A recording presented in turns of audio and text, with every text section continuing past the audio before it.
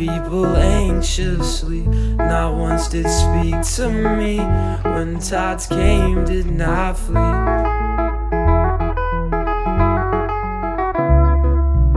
They each spoke the same, had the same dreams, same pain and same feelings. Hey guys, it's me again, Anne Christine, and welcome back to another staycation vlog. Today, andito tayo sa Bacolor, Pampanga. The name of the place is Organic Sunset Farm. Mahilig ako sa mga staycation places na really close to nature. So mamaya ipapakita ko sa inyo na napapaligiran talaga kami ng nature. As in farm talaga siya and very secluded. Wala kaming katabi na any establishment. So yon, mamaya papakita ko sa inyo yung surroundings. But for now, let's do the villa tour. Actually, villas tour? Ano ba? Basta let's do the villa tour kasi dalawa yung villa. Yung isa yung master villa where we are right now, good for 10 people. And then we have the roof deck villa, good for 4 people. Dun kami later. So, let's go. To see, drowning oh so patiently. Sand people sit and wait anxiously.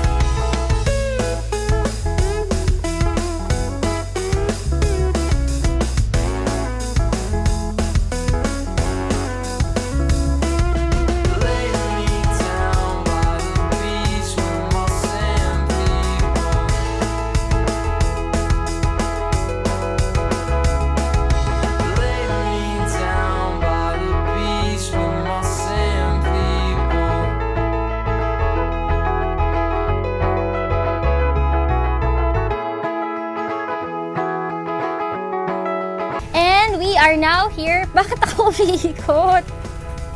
Aray ko.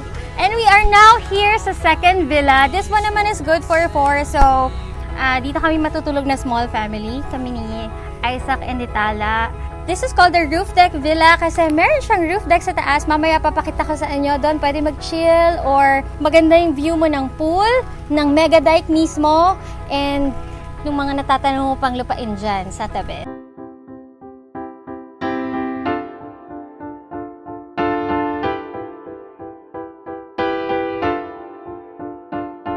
Sunshine, I want rain, I want love, I want the pain. Cheer me up, gon' say my name, cause it don't feel the same. When you're not around, the feelings come out. I wish I could say that I figured it out. Got my head in the clouds when I'm feeling down. Now that I know I can figure this out. Little towns gonna take our lost and found, that's what we are. City lights in plastic cars, tiny people, giant stars. We don't care about Kiddie pool. And then, ayun naman yung regular pool.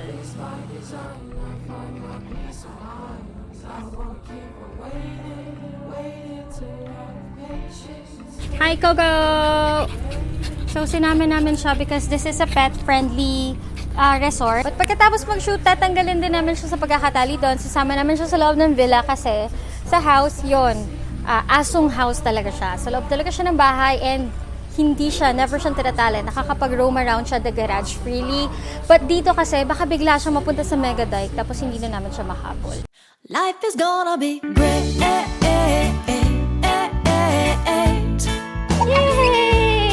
Tala is 2! Yay! Now I'm dusting off my wings. I'll go hovering high up there. 'Cause now I've shaken off the weight. I don't need it, I'm free and clear. Without any fear. Here I go, 'cause my life's taking off.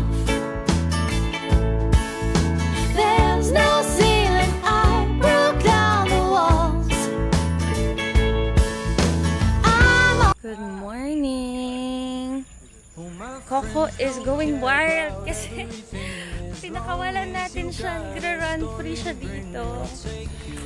Habul-habulin lang natin siya to make sure hindi siya aabot doon sa may highway. So I'm just wearing this baby doll dress from ika.ph and feel free to use my discount code, guys. It's a 10% discount code. I'm gonna flash it here. Good morning, Lucas. Bihib-bihib mo, no? Sana si Tala kahit isang araw lang ganyan kabihib. Goodbye to everyone and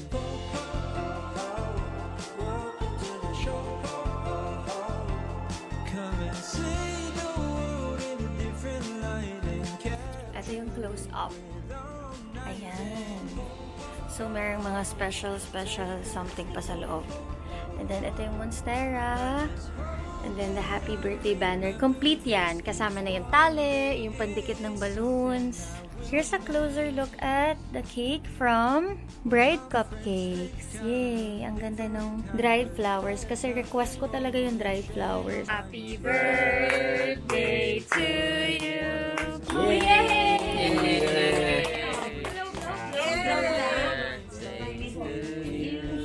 Blow na. Blow na. Pasira ko. Pasira ko kaya sa kanya. Again, it's time to go home. Thank you so much, guys, for joining us in yet another staycation vlog. And yun nga, medyo napapadalas yung mga staycations natin, no? Comment nyo down below kung saan pa yung other staycation places na gusto nyong itry namin, lalo na kung andito lang naman siya sa Pampanga because we're just from here. Don't forget to like Organic Sunset Farm on Facebook and on Instagram. It's located dito sa Bacolor area, as in dito lang sa Megadike Access Road. Till our next one. Bye! Share ko lang, guys, na yan yung road na dinaanan namin kahapon nung papunta kami. So, ayan. So, that's the Megadike na highway. Tapos, bigla ka na lang magugulat, liliko ka na pala and bababa ka dyan. Medyo nagka-mini heart attack kami, but okay naman. So far, safe naman.